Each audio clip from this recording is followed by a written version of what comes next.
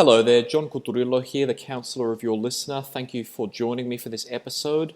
As usual, thank you to everybody who makes my life's work possible, be you a client who allows me the privilege of helping you with your goals, or as a supporter or a listener of the podcast. Thank you for helping me to make my life's vision happen every day.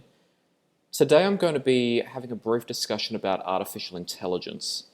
Now, as per usual, never take what you see on the internet as advice. If you have any concerns at all of any description, please seek professional help. Something I'd like to make clear is that I don't like to deride a concept when there is potential benefit to it. And artificial intelligence, or AI as it's often called, is no different. There are certainly some fantastic uses for AI and related technology that have developed, and it does have the potential to make life better in some respects. And so I don't want to completely dismiss it. And I don't want to call myself an expert either, and I certainly don't want to insult people who do work with artificial intelligence and who are responsible for using it in ways that make life better for some people in some contexts. What I would like to discuss, however, are the psychological and sociological consequences, potentially, of what it means when we outsource tasks that we would normally do to a machine. And as I've explained in previous episodes, humans do function on precedent, and society as a whole functions on the precedents that we collectively set and accept, which means that if we set and accept precedents that outsourcing our own intellectual tasks to a machine, something that isn't human and isn't sentient, is acceptable, then it may over time lead us as a society to start changing other aspects of how we live our life that are not particularly desirable. And so that's what I'd like to discuss today. Now, to start, AI does have the potential to make life more fulfilling in some ways, and one of the ways that people have argued this is possible is that it actually allows for menial tasks, that is to say tasks that don't require a lot of cognitive effort and tasks that actually benefit from being done in a repetitive and consistent manner in the way that a machine can. The argument there is that if we let a machine take care of those tasks, the tasks that some people might consider to be tedious and a waste of human intelligence, then it frees up human labor to then be used for tasks that can only be done with the intelligence and the cognitive ability that is unique to humans. And so that allows us to work on bigger and better ideas because we're not so burdened with menial tasks that a machine can do, and we can devote our time and our efforts to tasks that only a human can do. That idea does sound good in theory, especially considering that a machine can often complete those tasks with the same quality that a human can, but with a combination of efficiency, consistency, and speed that a human may not be able to or may find particularly difficult. What we need to also consider, though, is that this has the potential to also interrupt the economic functioning of certain people. And by that I mean the jobs that a machine may be assigned to do also are a source of income for the people who would normally do them. And so by assigning those jobs to a machine and making the humans redundant, you're potentially also depriving individuals of jobs. Now, there are a number of counter-arguments to that idea. One of them is, well, why can't those people just go and do jobs that can't be done by a machine? The other argument is that this fact alone is a sign that we, as a society, too often assign value to people based on how much of an economic benefit they can produce. Both of these arguments do have some validity, some more than others, but the answer to the problem is not such a simple one. To start, different people have different skill sets, okay, and we shouldn't laugh at that. Just because somebody is doing a menial job, it doesn't mean that they're not valuable as a human being. I'm not referring to any economic benefit that they bring a business or how much money they earn. I'm purely referring to their intrinsic virtue as a human being. All human life, as it comes into existence, has intrinsic virtue. And for some people, certain types of jobs are the only ones that they believe they can competently fulfill. And often they have a genuine reason for working in those jobs. Perhaps those jobs are accessible to them and they need to earn money to support themselves or support their families. Perhaps they don't have the money and or the time to retrain for jobs that cannot be replaced by machines.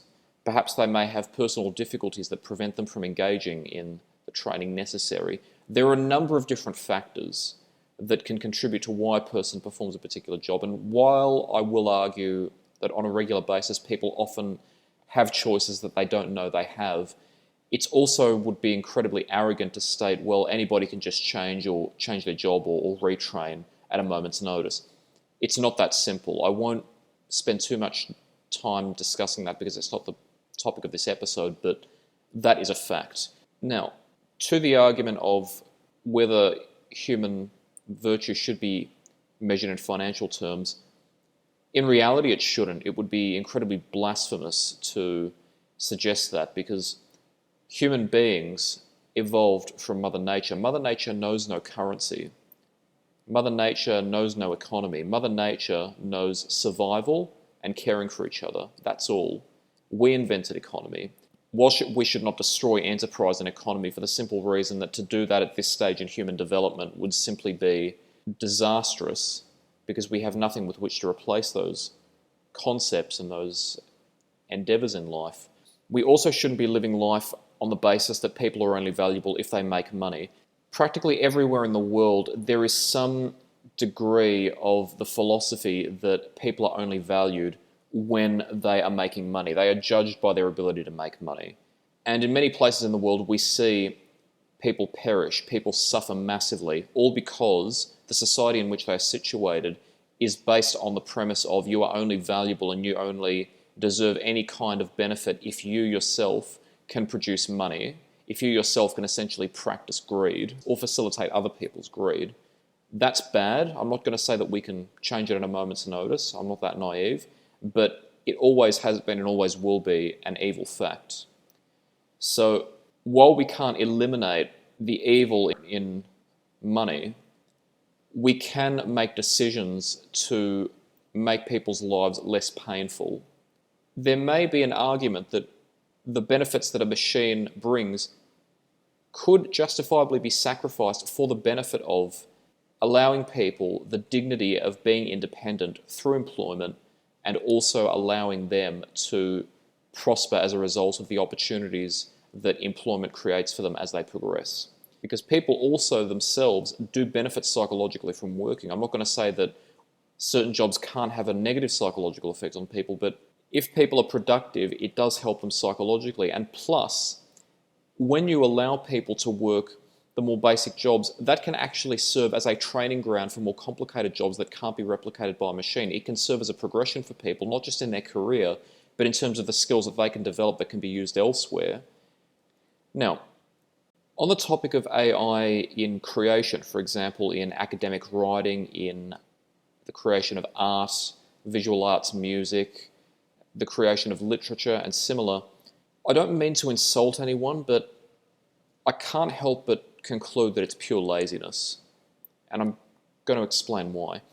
A large part of the virtue in art and creations, like literature, comes from the fact that people created them. It comes from the fact that the miracle that is life created the human with all the mental complexity, most of which we still don't understand, was able to be in the right place at the right time, create that piece of work, and actually gain fulfillment in the process, and then share it with other people who then also enjoy it. Think about how much enjoyment artists, creators, musicians, all the different types of people who use their minds to innovate and create, and all the people who enjoy those innovations, think about the intrinsic fulfillment that people gain from that. And also think about the fact that humans do live for pleasure in many ways. We are constantly seeking desire. We are constantly seeking pleasure. Many people fulfill that desire in unhealthy ways. But creating, true creating, is not one of those unhealthy ways. That is a healthy means of channeling our desire into something that not only brings us fulfillment, but also helps us to strengthen our mind and bring happiness into the lives of others.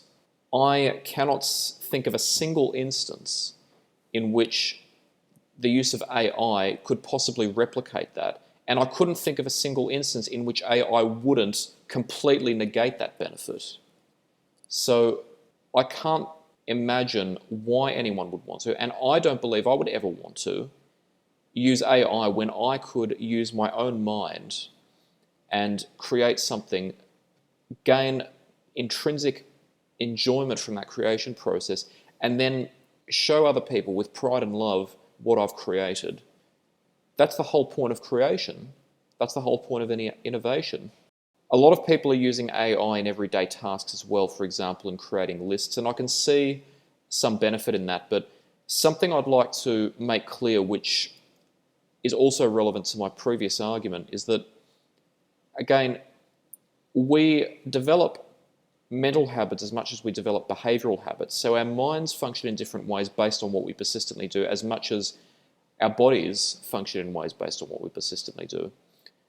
There's also been evidence in the past, although again, I'm certainly not a physician, so do your own research on this topic, that certain cognitive deficits, such as those created by Alzheimer's disorder and dementia, are more likely to develop when people don't properly exercise their cognitive abilities. There's potentially more risk in not exercising your cognitive abilities. You can become lazy, and that's why personal cognitive discipline and routine and constant exercise of your abilities is so important.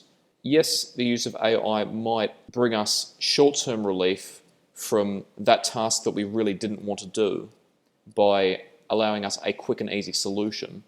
But what we have to understand is that in the long term, quick and easy solutions don't benefit us, they hinder us. And part of how the mind is designed to work, because this is the reason for which nature gave it to us, is to constantly be exercised, constantly be challenged, and constantly be used to its greatest potential. If we continue to do that, sure, life may not be as quick and easy in the short term, but in the long term, we strengthen our minds, we keep them active, and we help ourselves, and that also leads to helping other people. So I personally would never want to simply outsource to AI mindlessly. The risks are evidently just too great. There are also some potentially sinister implications from the use of AI, and I've seen some of them manifest, and there are some questions for which I haven't found particularly quality answers. Something I'd like to raise is that military forces throughout the world still send their soldiers into war zones to fight and inevitably to die. Now, I'm not an expert on the military or defense, and I'm certainly no scientist or an expert in AI. Again, I'm not an expert in these areas. But a question that I can't help but ask is, if AI technology is available, wouldn't one of the more obvious ways to use it be to create robotic soldiers to fight wars instead of risking human life and sacrificing human life? It seems like common sense to me. Something else I'd like to bring to people's attention, which really does need attention, is how AI is used to moderate content online, and often that comes in the form of censoring content which certain algorithms have been programmed to accept as harmful or inappropriate. Now, there is no shortage of people complaining on the internet that their social media or their other online accounts have been deactivated or their content has been censored for no apparent reason. Okay, there's no shortage of it. You can conduct some research on the internet, you will readily find examples of that happening. And yet, there is plenty of material that is objectively horrid that is allowed to remain. I'm not going to argue in favour of censorship in most cases, because I firmly maintain that people need to take responsibility for what they do with the content they find. And people ultimately need to take responsibility for what they believe. But there have been claims made, for example, that certain websites have allowed content from scammers and other harmful actors to be the subject of paid advertisements. The organisations that will use artificial intelligence to decide whether or not your material is acceptable for other people to see will then take money to advertise bad actors. And if they're scammers, potentially have people lose their money if they believe what they see in the advertisement. And there are still plenty of people complaining about harmful content. So the question that no one seems to have asked is, what evidence is there that the net harm that is caused by so-called harmful content would actually be worse, either qualitatively or quantitatively, if we didn't use AI to moderate and censor content? And if so, what's the nature of the harm? And if we can't confirm that the net harm would actually be worse if we didn't have AI moderation, why are we risking violating other people's right to freedom of speech and risking eliminating content that is actually worth seeing, regardless of your personal opinion? In fact, in many cases, people who have had their content removed have complained to the organization and have only received automated replies from an AI program. Say what you will about the benefits that AI has, but I can't help but conclude that the destructiveness of this type of practice says something about the intentions of the people who are implementing it. What's the net effect? What potentially could be the bad consequences of AI? People lose their jobs. People do less intrinsically human endeavors. People feel hopeless because whenever they have to communicate, they're being dictated to by a machine. They can't even contact somebody and ask what's happened or ask a question or ask for something to be done because there's always a machine at the other end. I can't help but evaluate that a lot of this reliance on AI and this transition to AI in many ways is because powerful people sometimes do love destruction. Right? They love getting people to support them, and the best way to support them is to tell them, yes, this so-called artificial intelligence is progress. See, it's high tech. It'll actually help us live better lives. But then when people are critically minded enough to stop and say, hang on, this doesn't sound like a good net effect, because I myself don't need someone to censor other content. I can look at content for myself. I can decide for myself whether it's good or bad. I don't have to listen to what I believe to be bad, and I don't have to stop other people from seeing things if I don't agree with them. I don't need a machine to do things for me. I can exercise my brain. Why is it that people are so keen to become intellectually lazy? Maybe it's because the AI is meant to give us a false sense of security. It's meant to give you the impression that society is progressing when in reality, what we're actually doing is creating hopelessness. Because over time, as we rely more and more on machines and subsequent generations aren't taught to properly use their human abilities, the abilities that nature gifted us, and instead told this is just the way things are, machines run everything, it makes us hopeless. When we feel hopeless, we don't see what choices we have. And when we don't see what choices we have, we don't know how to be independent. When we don't know how to be independent, people who want our consciousness and who enjoy controlling other people maintain their power. And as I always say, enjoying controlling other people is an evil, unnatural desire. If you genuinely enjoy controlling other people against their will, it's bad. Now, I don't tell people what to do in their lives, and I'm not going to tell you to be a revolutionary or be destructive. You know what the laws are. You obey the laws, okay? You be a law-abiding citizen. You know what your obligations are. But I'm talking purely from a naturalistic perspective, purely from a philosophical perspective. You don't gain anything from controlling other people other than the fulfillment of selfish desires. You don't create. You don't strengthen your mind in any productive way. You don't bring forth the next generation. You don't build bonds with other people. You harm people. And potentially AI is being exploited for that purpose. It's not AI's fault. AI comes from a machine. It only does what we tell it to do. We're allowing this to happen. We have to take responsibility for it. So thank you for joining me for this episode. As usual, if you have any concerns of any description, please do not take what you see on the internet as advice. You seek independent advice from people you trust. And also, I love to hear from my audience. If you have a suggestion about what you'd like to hear on my program, or you'd like to collaborate with me or be a guest, or something that you heard today resonated with you, whether you agree or disagree, I would love to hear from you as well. Please feel free to contact me. And until next time, take care.